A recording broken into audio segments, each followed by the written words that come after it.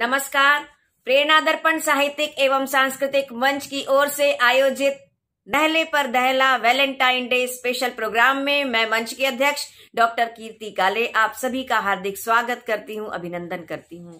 आपको याद होगा कोरोना काल में हमने नहले पर दहला एक विशेष कार्यक्रम, एक यूनिक कार्यक्रम प्रारंभ किया था, जिसकी सराहना सभी लोगों ने की थी। तो हमने वैलेंटाइन डे के उपलक्ष्य में ये एक मेगा शो प्रारंभ किया है, जिसमें पति और पत्नी दोनों ही अगर कवि और कवयित्री हैं तो उन्हें इस शो में आमंत्रित किया है। और एक ऐसा उत्फुल्ल सा कार्यक्रम, एक उल्लसित सा कार्यक्रम, जिसमें कुछ होंगे किस्से, कुछ बातें और कुछ कविताएं।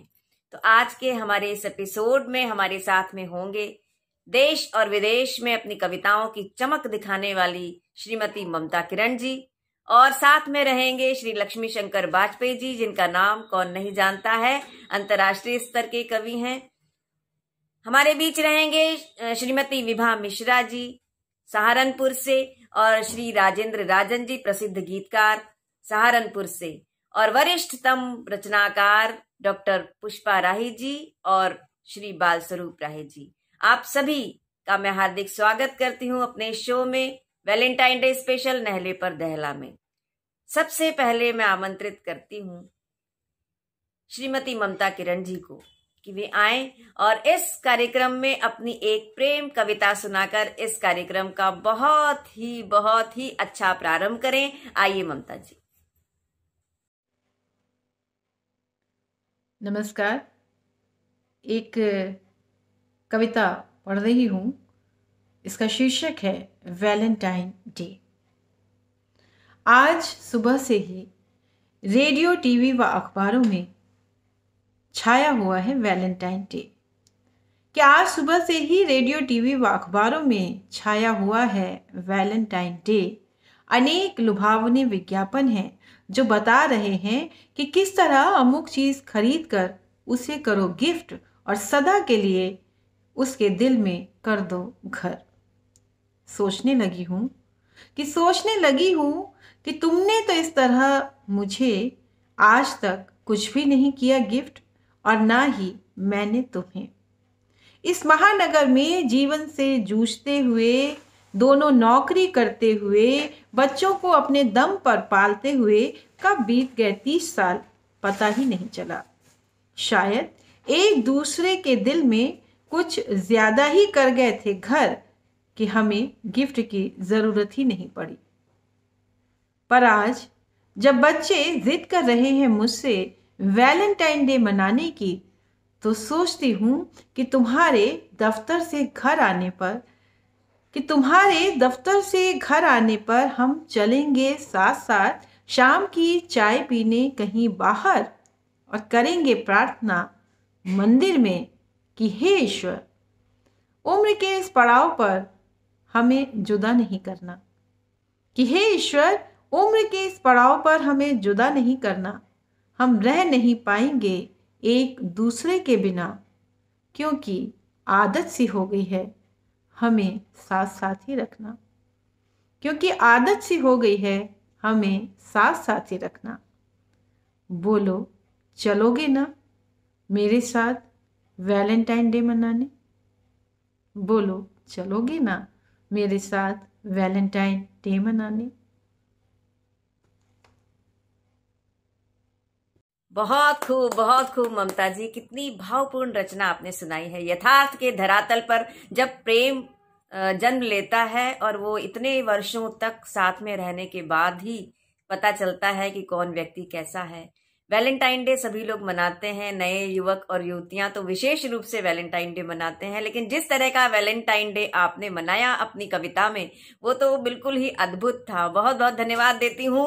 और अब आमंत्रित करती हूँ आदरणीय लक्ष्मी शंकर वाजपेयी जी को कि वे किस तरह से वैलेंटाइन डे मनाएंगे, किस तरह से प्रेम का उत्सव मनाएंगे अपनी कविता में। आइए लक्ष्मी शंकर वाजपेयी जी। कुछ प्रेम कविताएं प्रस्तुत हैं। सबसे पहले एक मुसद्दस प्रस्तुत करता हूँ। मुसद्दस एक विलुप्त होती विधा है 6 पंक्तियों की, तो सुनिएगा। कि तुम ही हर वक्त समाई हो मेरी धड़कन में, तुम ही हर वक्त समाई हो मेरी धड़कन में। एक खुशबू हो मेरी जिंदगी के गुलशन में, एक खुशबू हो मेरी जिंदगी के गुलशन में। तुम की एक सौंधी सी पहली फुहार सावन में, तुम की एक सौंधी सी पहली फुहार सावन में। तुम की एक तेज रोशनी सी मेरे आंगन में, तुम की एक तेज रोशनी सी मेरे आंगन में। और फिर से इस धरती पे आऊं यही तमन्ना है, फिर से इस धरती पे आऊं यही तमन्ना है। फिर से मैं तुमको ही पाऊं यही तमन्ना है, फिर से मैं तुमको ही पाऊं यही तमन्ना है। और 2 माहिए प्रस्तुत करता हूं। पहला माहिया ये है कि क्या प्यार का जादू है, क्या प्यार का जादू है। सारी दिशाओं में तेरी ही खुशबू है, सारी दिशाओं में तेरी ही खुशबू है। और एक माहिया और सुनिएगा। विश्वास रखो मेरा, विश्वास रखो मेरा, जिससे जिंदा हूं वो प्यार है बस तेरा, जिससे जिंदा हूं वो प्यार है बस तेरा।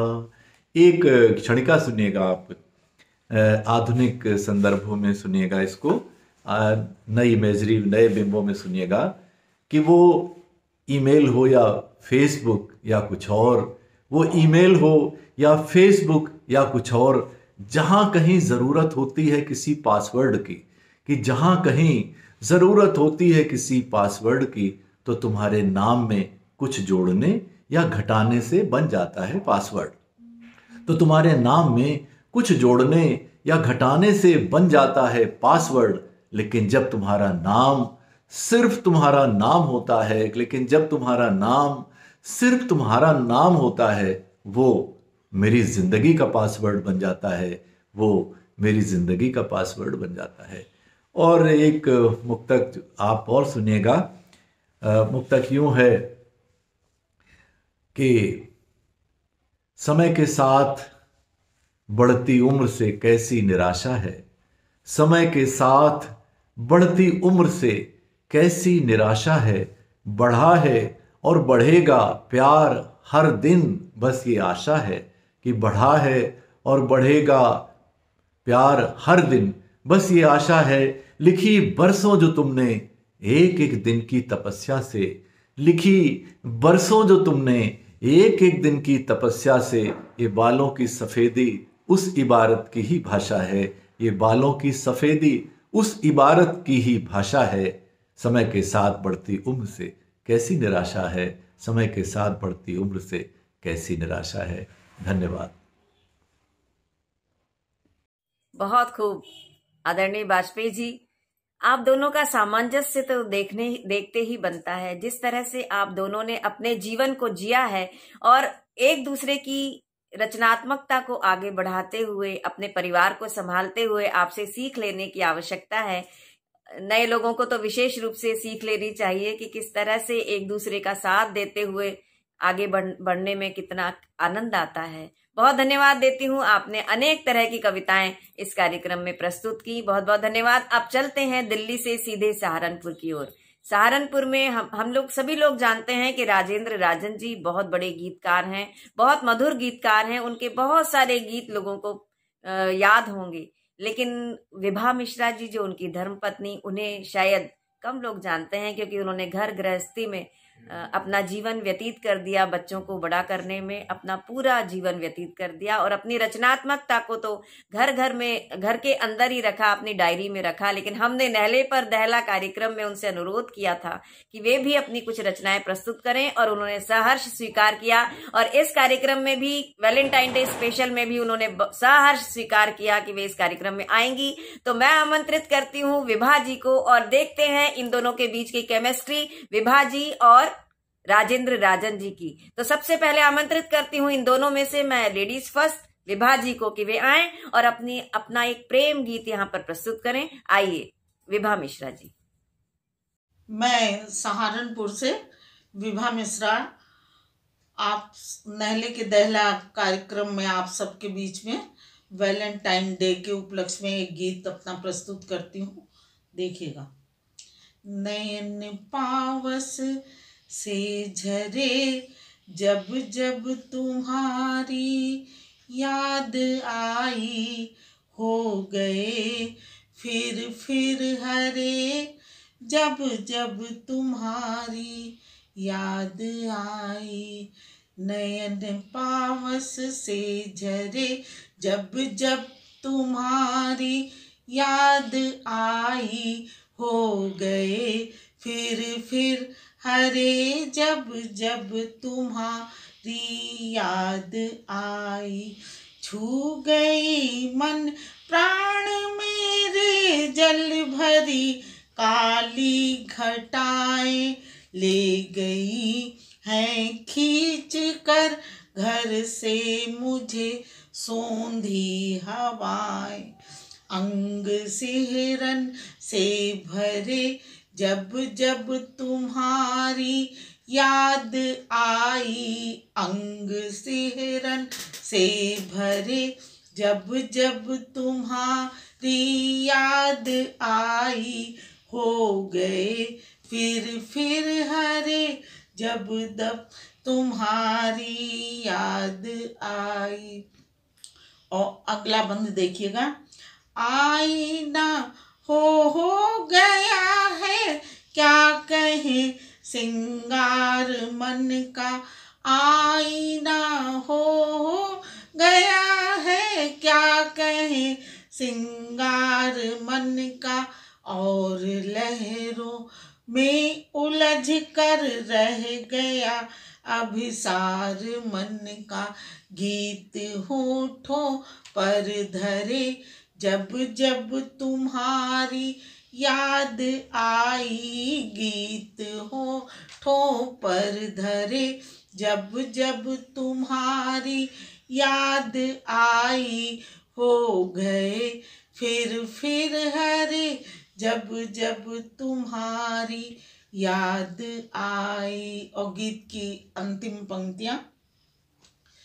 खिड़कियों के पार बादल, बादलों के पार कोई, बीच में दीवार बनकर आ रहा हर बार कोई, बीच में दीवार बनकर आ रहा हर बार कोई। परछाइयों में हम डरे जब जब तुम्हारी याद आई, हो गए फिर हरे जब जब तुम्हारी याद आई।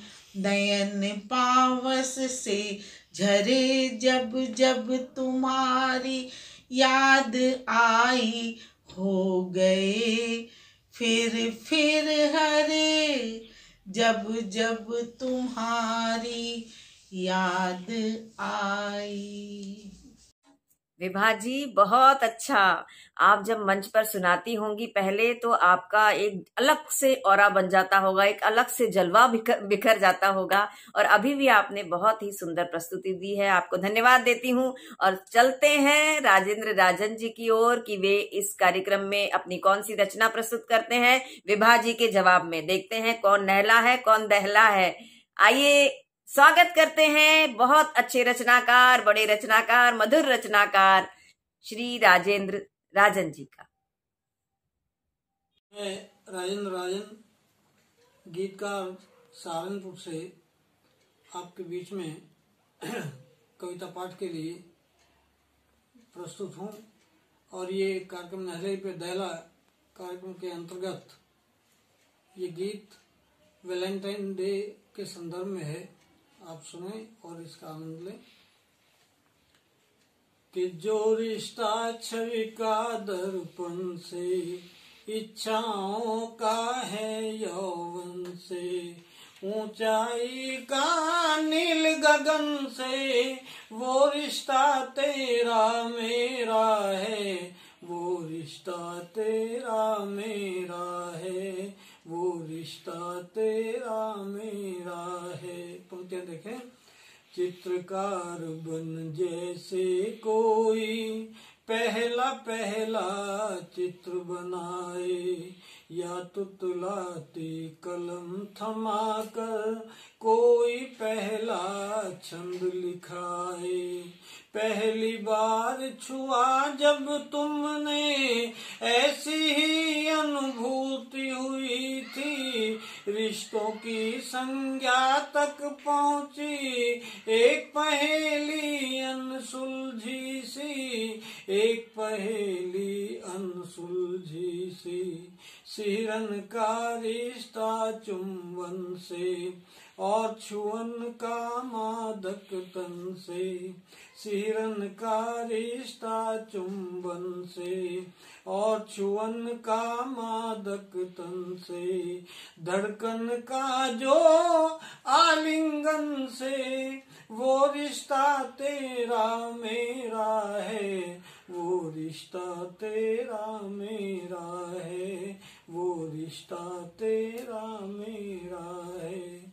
और ये पंक्तियां देखें कि कुछ ऐसे रिश्ते भी देखे आज जुड़े तो कल को टूटे, सिर्फ प्यार का रिश्ता सच्चा, बाकी सब रिश्ते हैं झूठे। संबंधों की चहल पहल में खो मत जाना डर लगता है, स्वार्थ सपन की रात गहन है, सो मत जाना डर लगता है, सो मत जाना डर लगता है। जो रिश्ता गति का है मन से और लाज का झुके नयन से, जो रिश्ता गति का है मन से और लाज का झुके नयन से, होली का जो है फागुन से, वो रिश्ता तेरा मेरा है, वो रिश्ता तेरा मेरा है, वो रिश्ता तेरा मेरा है। और अंतिम बंद गीत का कि सांझ हुई है चलते चलते, दुनिया का कुछ छोड़ न पाया, मृग तृष्णाओं से घबरा कर लौट मुसाफिर घर को आया। जितनी सुलझानी चाहिए है उतना और बढ़ी है उलझन, जितनी सुलझानी चाहिए है उतनी और बढ़ी है उलझन, जितना कठिन बना डाला है उतना कठिन नहीं है जीवन, उतना कठिन नहीं है जीवन। बूंदों का रिश्ता सावन से, जो प्रतिमा का है पूजन से, सांसों का जो है जीवन से, वो रिश्ता तेरा मेरा है, वो रिश्ता तेरा मेरा है, वो रिश्ता तेरा मेरा है। क्या बात है राजन जी, जैसा हमेशा सुनाते हैं वैसे ही ऐसा लगता है कि आपकी उम्र भी थम गई है, आपकी आवाज तो और निखरती चली जा रही है। फैसला करना बहुत कठिन होता जा रहा है कि इनमें से कौन नहला है और कौन दहला है। देखते हैं, अब आगे चलते हैं। आगे हमारे बीच में है डॉक्टर पुष्पा राही जी और बाल स्वरूप राही जी। दोनों ही अपने आप में कविताओं के शीर्ष पर हैं। दोनों ने अपने जीवन के बहुत सारे दिन एक साथ में बिताए हैं। एक दूसरे के साथ रहने का अनुभव इस कार्यक्रम में जो लोग हैं उनमें सबसे अधिक अनुभव पुष्पा राही जी और श्री बाल स्वरूप राही जी का है। और एक बात और मैं बताऊं कि इतने साल पहले इन्होंने प्रेम विवाह किया था, तो वैलेंटाइन डे तो इन दोनों के लिए बहुत स्पेशल हो जाता है। मैं आमंत्रित करती हूँ बड़े आदर के साथ डॉक्टर पुष्पा राही जी को कि वे आएं और अपनी प्रेम कविताओं से इस कार्यक्रम में 4 चांद लगा दें। आइए डॉक्टर पुष्पा राही जी। ये कविता प्यार से भरी हुई है, क्योंकि इस कविता का वैलेंटाइन डे से खास संबंध है। हमारी तो शादी प्रेम विवाह थी। 50वीं वर्षगांठ जब मनाई तब मैंने ये शब्द लिखे, बड़े मजे का है गठबंधन और चाहिए क्या, घर आंगन अपना नंदन बन और चाहिए क्या, बड़ा पुराना रिश्ता अपना सालों पहले का, जैसे पूजन अर्चन बंधन और चाहिए क्या, होते हैं साकार स्वप्न भी ये उस दिन जाना, होते हैं साकार स्वप्न भी ये उस दिन जाना, जब पहना है तुमने कंगन और चाहिए क्या, साथ साथ भोगे हैं सुख दुख साथ किए सब काम, हावी होने दिया न क्रंदन और चाहिए क्या, अपनी शर्तें अपने वादे नेक इरादे हैं, चलता रहता चिंतन मंथन और चाहिए क्या, अब 50वीं वर्षगांठ भी आने वाली है, तब अभी आई नहीं थी, अब 50वीं वर्षगांठ भी आने वाली है, बीते बरसों का अभिनंदन और चाहिए क्या, जितना लंबा सफर चलेगा उतना ही अच्छा, जितना लंबा सफर चलेगा उतना ही अच्छा, दोनों बैठ घिसेंगे चंदन और चाहिए क्या, बड़े मजे का है गठबंधन और चाहिए क्या, घर आंगन अपना नंदनवन और चाहिए क्या। हमारा प्रेम विवाह तो भाई सफल है, जिसका भी प्रेम विवाह हो वो भी हमेशा सफल रहे। वैलेंटाइन डे पे कीर्ति काले के द्वारा किए गए इस प्रोग्राम की मैं बहुत ज्यादा सराहना करती हूँ। Thank you.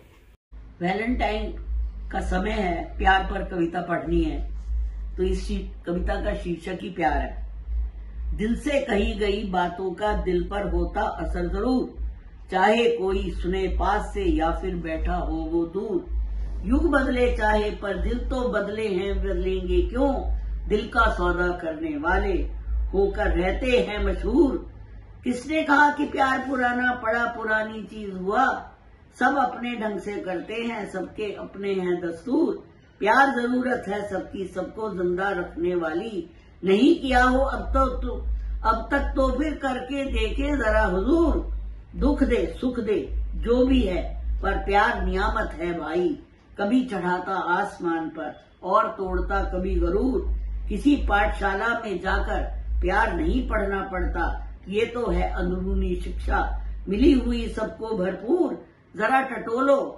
अंदर धक धक करता हुआ मिलेगा प्यार, ये बांसुरी कृष्ण की है उद्धव का ना ज्ञान मगरूर, इसके रस में डूब गया जो वो डूबेगा ही समझो, रमा राम में तुलसी या वो कृष्ण कन्हैया का है सूर, दिल से कही गई बातों का दिल पर होता असर जरूर। एक कविता, जैसी मैं हूं मुझे उन्होंने अपनाया, इसलिए एक मेरी कविता है बड़ी प्रसिद्ध हुई है जो पौवारा नाम से प्रसिद्ध है, तो उसमें मैंने अपने मन की बात जो है उसको कह दिया।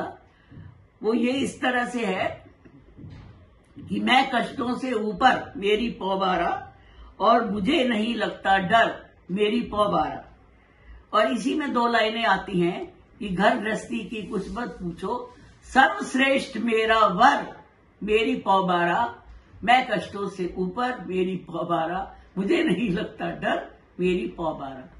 इसलिए मैं तो अपना सौभाग्य मानती हूँ कि मेरे को राही जी के साथ रहने का अवसर मिल रहा है। 50 साल से ऊपर हो गए तो बड़ा आनंद है। बहुत खूब, बहुत खूब, बहुत खूब। अरे वाह पुष्पा जी, आपने तो रसोई भी बता दी आज इस कार्यक्रम में, और किस तरह से प्रेम आगे बढ़ता है, किस तरह से प्रेम पगता है, किस तरह से प्रेम रोजमर्रा के जीवन में और निखर जाता है, आपकी कविताओं से हमें पता चलता है। और बाल स्वरूप राही जी को हम सुनेंगे, लेकिन उसके पहले एक बता देती हूँ कि इस कार्यक्रम में बने रहिएगा, आगे बहुत ही चटपटी सी बातें आने वाली हैं जिनकी कल्पना आपने की भी नहीं होगी। इन सारे रचनाकारों को आपने मंच पर देखा होगा, सुना होगा, यूट्यूब पर आपने इनकी कविताएं सुनी होंगी, लेकिन आज इनके मन में क्या है, एक दूसरे के प्रति प्यार कैसे निखरता है, उसकी भी कुछ चटपटी बातें मैं आपके सामने लेकर आऊंगी। लेकिन फिलहाल मैं आमंत्रित करती हूँ श्री बाल स्वरूप राही जी को कि वे आए और पुष्पा जी के लिए वो क्या सोचते हैं, प्रेम के विषय में वो क्या सोचते हैं, अपनी रचना के माध्यम से हमारे दर्शकों को बताएं। आइए श्री बाल स्वरूप राही जी। गजल एक बहुत ही लोकप्रिय विधा है और मैं खुशकिस्मत हूँ कि मेरी गजलें लोग पसंद कर लेते हैं। मैं एक बिल्कुल अलग तरह की गजल आपको सुना रहा हूँ आज। वो अलग तरह के इसलिए है कि उसमें जो मुहावरों का इस्तेमाल हुआ है, प्रतीकों का इस्तेमाल हुआ है, वो कहीं किसी और गजल में पाया नहीं जाता।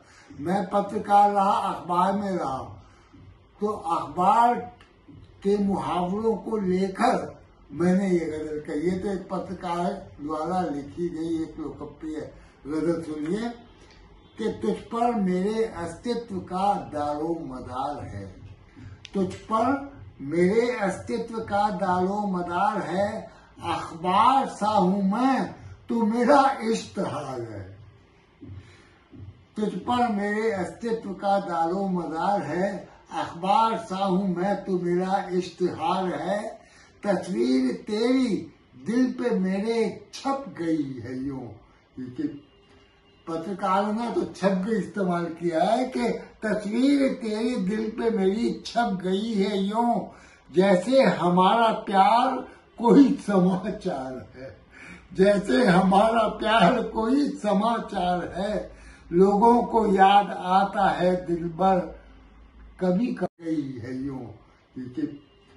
पत्रकारों ने तो छप गई इस्तेमाल किया है कि तस्वीर तेरी दिल पे मेरी छप गई है यूं, जैसे हमारा प्यार कोई समाचार है, जैसे हमारा प्यार कोई समाचार है, लोगों को याद आता है दिल भर कभी कभार।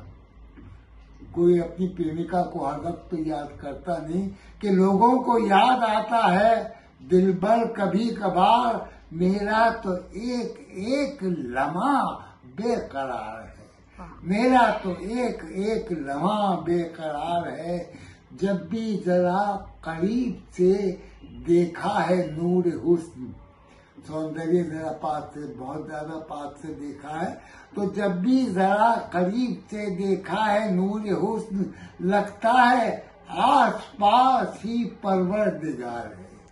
ईश्वर की उपस्थिति भी प्रेम के कारण होती है, लगता है आस पास ही परवरदिगार है, मैंने इसी के दम से कमाई है शायरी। क्योंकि शायरी के लिए कमाना इस्तेमाल करना पत्रकार करेगा ना। मैंने इसी के दम से कमाई है शायरी, है इश्क शुगल सबका, है इश्क शुगल सबका, मेरा एक घूंट पी थी अभी तक खुमार है, जाने वो क्या था उसमें जो तूने मिला दिया, बस एक घूंट पी थी अभी तक खुमार है, मैंने तो किया छोटा सा अपराध इश्क में, मैंने तो किया छोटा सा शब्द पर ध्यान दीजिए कि मैंने तो किया छोटा सा अपराध इश्क का, कहते हैं लोग राही बड़ा गुनहगार है, कहते हैं लोग राही बड़ा गुनहगार है, तुझ पर मेरे अस्तित्व का दारो मदार है, अखबार सा हूं मैं तू मेरा इश्तिहार है। ज्यादा लंबी हो गई। बहुत अच्छा सुनाया, बहुत अच्छा सुनाया। लेकिन इतना सारा प्रेम कविताओं में उमड़कर आता है, व्यक्ति के जीवन में होता है तो रचनाओं में भी आ जाता है। और सभी ने बहुत ही अच्छा यहाँ पर सुनाया। हमारे इस प्रेरणा दर्पण साहित्यिक एवं सांस्कृतिक मंच के नहले पर दहला वैलेंटाइन डे स्पेशल प्रोग्राम में दोबारा से मैं डॉक्टर कीर्ति काले आप सभी का हार्दिक स्वागत करती हूँ। कविताएं तो हमने सुन ली, लेकिन एक ऐसी बात मैं लेकर आई हूं अपने शो में जो इसे बहुत विशेष बनाती है। वो बात ये है कि पति और पत्नी जब साथ में रहते हैं तो उनकी एक दूसरे की कौन सी बात सबसे अच्छी लगती है और कौन सी बात सबसे खराब लगती है, ये निश्चित करना बहुत कठिन हो जाता है, क्योंकि बहुत सारी लंबी लिस्ट बन जाती है। क्योंकि हम जब सोचते हैं कि हमें अपने पति की कौन सी बात अच्छी लगती है तो अच्छाइयों की भी बहुत सारी लिस्ट बन जाती है, और अगर ये पूछा जाता है कि बुरी बात कौन सी लगती है तो उसकी भी बहुत लंबी लिस्ट बन जाती है। उसमें से एक छांट पाना बहुत कठिन होता है, लेकिन हमने पूछा और जवाब दिया गया, तो वो सवाल और जवाब मैं आपके सामने रखती हूँ कि पति और पत्नी की कौन सी बात सबसे अच्छी लगती है और एक कौन सी बात जो सबसे खराब लगती है। आइए सुनते हैं अपने रचनाकारों के मुखारविंद से ही ये बातें। आप बने रहिएगा साथ में नहले पर दहला स्पेशल वैलेंटाइन डे कार्यक्रम में। अपने पति की अच्छाइयों की बात करूं तो मेरे पति में बहुत बहुत खूबियां ही खूबियां हैं। और क्योंकि मतलब मुझे तो पसंद है ही बहुत सारी उनकी खूबियां, लेकिन जब आप पीठ पीछे जब आप किसी और से मिलते हैं, यदि मैं अभी आकाशवाणी में जाती हूँ तो कभी ऐसा भी होता है कि कोई मिल जाता है, तो मैंने ये महसूस किया कि वहाँ पीयून से लेकर के ऊपर के अफसर तक का जो भी मुझे मिलता है तो वो हमेशा वाजपेयी जी की तारीफ करता है, उनके कार्यकाल को याद करता है। तो जब आपके पति आपके साथ नहीं हैं और आप जहाँ भी जाते हैं, चाहे वो साहित्यिक गोष्ठियों में जाएं, चाहे आप सांस्कृतिक कार्यक्रमों में जाएं, यदि पीठ पीछे भी उनकी कोई हमेशा उनको याद करता है, उनकी बातें आपसे शेयर करता है, उनकी अच्छाइयाँ शेयर करता है, तो ये सब सुन करके मैं बहुत गौरवान्वित महसूस करती हूँ। तो और बहुत उनकी जो बातें हैं, उनकी जो बुद्धिमत्ता है, वो चाहे उनको किसी भी विषय पर और कभी भी कहीं भी बिना किसी तैयारी के वो किसी भी मंच पर किसी भी स्थान पर आप उनको कह सकते हैं किसी भी विषय पर। तो मुझे इनकी ये बात बहुत अच्छी लगती है कि वो इतने ज़्यादा उनके अंदर जो ज्ञान है और जो भरा हुआ है और वो सबको बांटते भी हैं, और विभिन्न मंचों से भी वो, जैसे कि आजकल लॉकडाउन से जब से ये कार्यक्रम शुरू हुए हैं तो इसके ज़रिए भी वो बहुत सारा अपना साहित्यिक योगदान पटल के माध्यम से दे रहे हैं। और हमेशा उनका यही कोशिश होती है कि कैसे वो नए से नए युवा को ले करके आगे आए, या किसी के अंदर भी थोड़ा सा भी वो टैलेंट देखते हैं तो वो उसको पूरा एक तरह से गाइड करते हैं, अपनी तरफ से उससे बात करते हैं, अपनी तरफ से उसको गाइड करते हैं और उसको उसके मुकाम तक पहुंचाते हैं। क्योंकि गाइडेंस मिलना ही आजकल जो है ना नहीं मिलती है कि आपके अंदर प्रतिभा तो है लेकिन आपको गाइडेंस देने वाला कोई नहीं है। ये कैसे आप अपने जो प्रतिभा को है वो कैसे लोगों तक पहुंचाए। तो वाजपेयी जी उसको पूरी तरह से मतलब राह दिखाते हैं कि कैसे वो स्टेप बाय स्टेप किसी मुकाम तक पहुंच सकता है। तो मुझे उनकी ये बात बहुत अच्छी लगती है। जी, मैं लक्ष्मी शंकर वाजपेयी और मुझे ममता जी की कोई खूबी बतानी है, ममता किरण जी की। अब ये मुश्किल काम है, ये प्रश्न पत्र ही थोड़ा वैसा है टेढ़ा कि बहुत सारी खूबियां हैं, कौन सी खूबी बताई जाए। तो लेकिन एक चीज़ है कि मैं खुद इतने साल हो गए मुझे साथ रहते हुए, तो मैं खुद नहीं समझ पाया कि ममता जी में कितनी प्रतिभाएं छुपी हैं। एक उदाहरण देता हूँ। एक जगह प्रोग्राम था और म्यूज़िक का प्रोग्राम था और मुझे गाना था। ममता जी साथ गई क्योंकि हमें फिर आगे कहीं और साथ जाना था।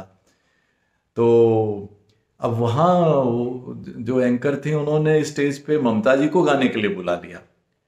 अब अचानक से बुला लिया, लेकिन वो बिना किसी रिहर्सल, बिना किसी उसके वो जो ट्रैक चला और ममता जी ने क्या अद्भुत गाया है वहाँ पे। मतलब वो जो एक तरह से बेस्ट परफॉर्मेंस होती उस तरह का। तो बहुत कम लोगों को पता होगा कि वो एक कवित्री के नाते तो उन्हें सब जानते हैं, लेकिन वो उन्होंने बहुत सी मॉडलिंग की है, बड़ी शाकाहारी मॉडलिंग, पत्रिकाओं के लिए, उपन्यासों के कवर के लिए, तरह तरह की। और फूड एंड न्यूट्रिशन में कहीं डिप्लोमा कर लिया, कभी रूसी भाषा में कुछ कर लिया, तरह तरह के, मतलब वो उन्होंने इस तरह की बहुत सारी उनकी ऐसी उपलब्धियां हैं कि मैं खुद चकित रह गया कई बार। वो ये कहेंगी कि सेमिनार में तो पशुपेश में रहेंगी कि मैं क्या बोलूँगी, लेकिन जब सेमिनार में बोलेंगी तो शायद वो सबसे अच्छी वक्ताओं में वही होंगी। तो इतने सारे मैंने वो बदलाव देखे हैं कि विधाओं में है तो फिर बच्चों की कहानियाँ, ये वो, तो कविता में है तो फिर वो गज़ल, पहले छंदमुक्त कविता से शुरू किया तो गज़ल में आ गई। और तो ये जो उनकी खूबी है कि चुनौती स्वीकार करना और एक जिद कि हर काम को मतलब ऐसे ऐसे क्षेत्रों में, नए नए क्षेत्रों में जाना और उस चुनौती को स्वीकार करके कामयाबी के साथ, तो ये मुझे एक बहुत बड़ी खूबी ममता जी की लगती है। धन्यवाद। मेरे पति बाल स्वरूप राही, मैं तो ये कहूंगी कि अच्छाइयों का भंडार अगर कहीं देखना हो तो बाल स्वरूप राही में देखिए। सच्चाई है, ईमानदारी है, स्वाभिमान है, कूट कूट कर भरा हुआ है। जिंदगी को अपनी शर्तों पर जीने वाला अगर व्यक्ति कहीं देखना है तो वो बाल स्वरूप राही को देख सकते हैं। मैं बड़ी सौभाग्यशाली हूं कि मुझे राही जी जैसा पति जो है वो मिला।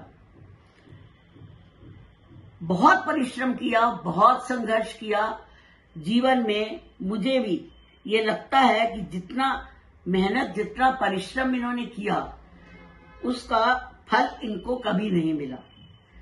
अच्छी से अच्छी नौकरी की, बहुत अच्छे अच्छे काम किए और जब फल मिलने का समय आया तो ठुकरा दिए गए। लेकिन फिर भी इन्होंने अपनी शर्तें जो हैं उनके ऊपर ही अपने जीवन को जिया। परिवार के लिए बहुत प्रेम है, मेरे प्रति बहुत प्रेम है। इतना अधिक प्रशंसा प्राप्त करने के बावजूद भी उन्होंने, जैसी मैं हूं, मुझे उन्होंने अपनाया। इसलिए एक मेरी कविता है। मेरे एक शेर पर लोग मुग्ध हो गए हैं, बहुत पसंद किया जाता है, मुझे भी अच्छा लगता है। उसमें मेरी जो दिल की बात है वो उभर के आई है। वो इस तरीके से है वो शेर। हम पर दुख का पर्वत टूटा, तब हमने दो चार कहे, और उस पे भला क्या बीती होगी जिसने शेर हजार कहे। तो मुझे बहुत संघर्षों में से गुजरना पड़ा है और उसका सबसे बड़ा कारण है स्वाभिमान। पर यह लगता है कि स्वाभिमानी ना हो तो फिर कभी कैसा। मुझे जो मेरे स्वाभाविक अधिकार हैं वो मुझे नहीं प्राप्त हो सके और मुझे जीवन में बहुत संघर्ष करना पड़ा। यहाँ तक कि अगर ये पुष्पा मेरी जिंदगी में आई ना होती तो शायद मैं सड़क पर होता, क्योंकि मैंने कहा भी था कि खाक सड़कों की बड़े शौक से छानी हमने, हमको जीने न दिया आग का पानी हमने। इस तरह के तो हमने सड़कों पर भी खाक छानी है और उस खाक को मेरी पत्नी पुष्पा राही ने सोने में बदल दिया है। वो मेरी बहुत ही प्रिय जीवन संगिनी है। विभा मिश्रा सहारनपुर से। नहले के दहला कार्यक्रम में आपने सवाल किया है कि आपके पति की कौन सी अच्छी आदत है, और मैं अच्छी आदत ये है कि इनको बहुत ही कोमल हृदय के कोमल व्यक्ति हैं। ये थोड़ी सी भी बात इनको चुभ जाती है, उसे मैं इनको समझाती रहती हूँ कि इतनी छोटी सी बात को मन पे मत लिया करो। और दूसरी अच्छी आदत ये है कि ये बाहर मंचों पे जाते हैं, कहीं भी जाते हैं, एक छोटी छोटी बात भी, मंच की हो, होटल की हो, कोई भी बात ये मेरे से छिपाते नहीं हैं। सारी बात ये मेरे समक्ष रख देते हैं, आते ही पूरी पोटली खोल देते हैं। चलो। मैं गीतकार राजेंद्र राजन सहारनपुर से। नहले पे दहला कार्यक्रम के अंतर्गत वैलेंटाइन डे के संदर्भ में ये कार्यक्रम है और एक बड़ा अच्छा सा सवाल का मुझे जवाब देना है कि मुझे पत्नी की कौन सी आदत सबसे अच्छी लगती है। तो मैं बड़ा बेबाकी से कह रहा हूँ आपके सामने कि प्राय हो जाता है ये, कभी किसी काम के ऊपर गुस्सा हो जाए, गुस्सा आ जाए तो उसमें मैं काफ़ी कुछ कह देता हूँ। लेकिन वो बिल्कुल चुपचाप हो जाती है उस वक्त, जबकि मुझे अपेक्षा रहती है कि वो इस बात का कुछ जवाब देंगी, लेकिन वो बिल्कुल नहीं बोलती और मैं काफ़ी कुछ कह लेता हूँ। तो ये सहनशीलता की जो आदत है ये उनके अंदर बहुत अच्छी है, और बाद में मुझे पछतावा भी होता है अपने ऊपर कि मैंने कुछ ज़्यादा कह दिया हो। तो ये उनकी आदत ईश्वर बनाए रखे, तो ये साथ चलते रहने के लिए ऐसी अच्छी आदतों का शुमार होना व्यक्तित्व में बहुत ज़रूरी है। अपने पति में यदि कोई एक बात ऐसी बताने को कही जाए कि जो मुझे नापसंद हो, तो ये खोजना भी बहुत मेरे लिए मुश्किल है, क्योंकि मुझे उनमें खूबियाँ ही खूबियाँ दिखाई पड़ती हैं। पर एक बात जो मुझे जब बहुत विचार कर रही हूँ कि ऐसी कौन सी चीज़ है कि जो मुझे नापसंद है, तो वो ये कि वो बिल्कुल भी अपनी चीज़ों को व्यवस्थित नहीं रख पाते, चाहे वो उनके लिखने पढ़ने की सामग्री हो और किताबें हों, पत्रिकाएं हो, अखबार हो, वो जहाँ भी बैठते हैं, चाहे वो बिस्तर पे बैठे, चाहे वो सोफे पे बैठे, हर जगह सारी चीज़ें बिखरी रहती हैं। तो ये मुझे थोड़ा सा नागवार गुजरता है कि भाई कम से कम इन चीज़ों को व्यवस्थित तो कर लो। और तो चलिए कोई बात नहीं, चलता है। वो मैं घर में रहती हूँ तो हर समय उसको संभालती रहती हूँ। वो जहाँ से यदि बिस्तर में से उठे तो फिर वहाँ से चीज़ों को समेटती हूँ। यहाँ ड्राइंग रूम से सोफे से उठ करके गए तो फिर मैं सोफ़ा ठीक करती हूँ और वहाँ से सारी चीज़ें, उनके जो सारे अखबार फैला के बैठे होते हैं या मैगज़ीनें फैली हुई हैं या किताबें फैली हुई, तो उनको समेटती हूँ।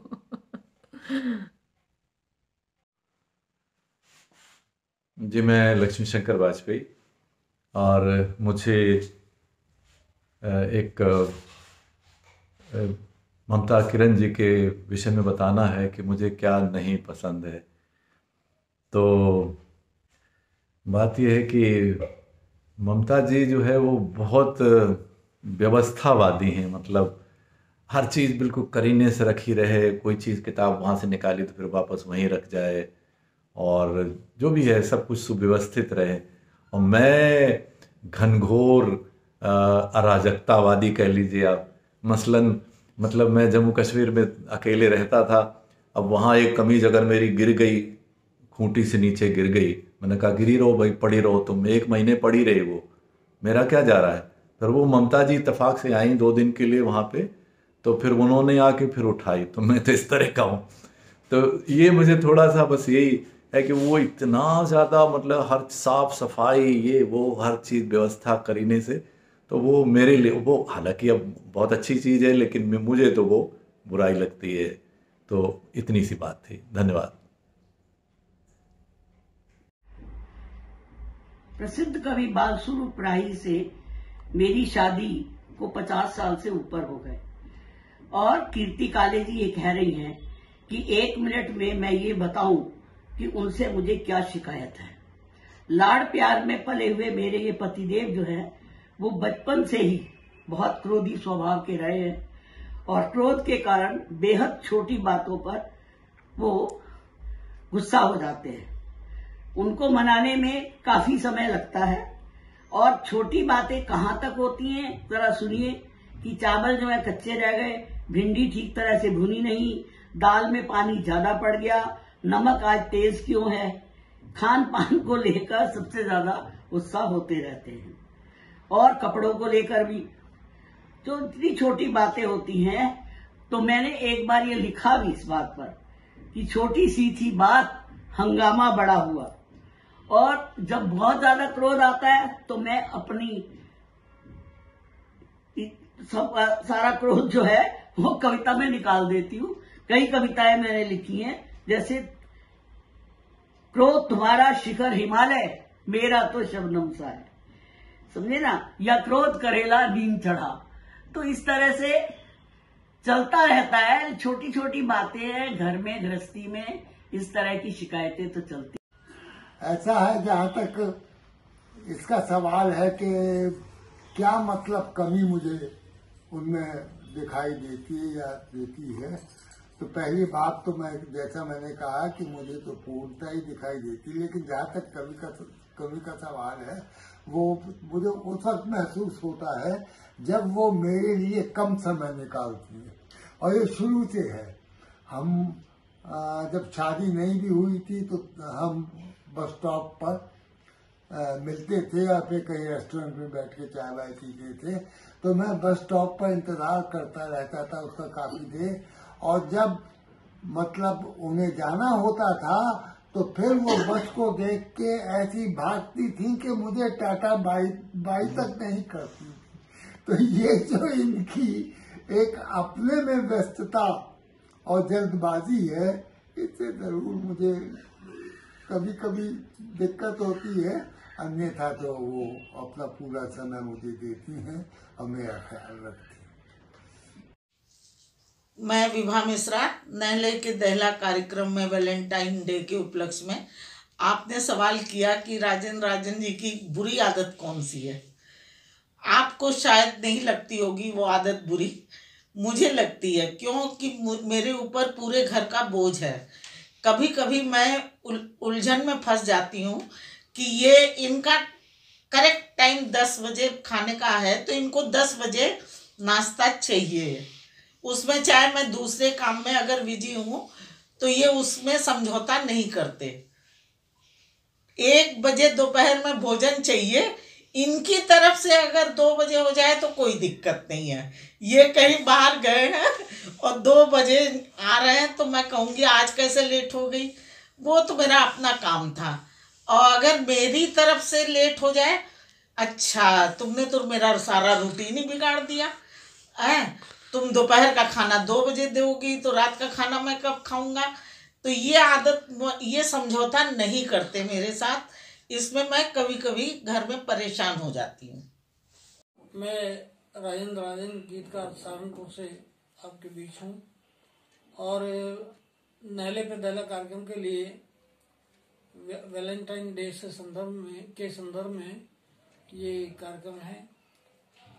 तो इसमें एक सवाल मुझसे पूछा है कि पत्नी की वो कौन सी आदत है जो आपको सबसे खराब लगती है।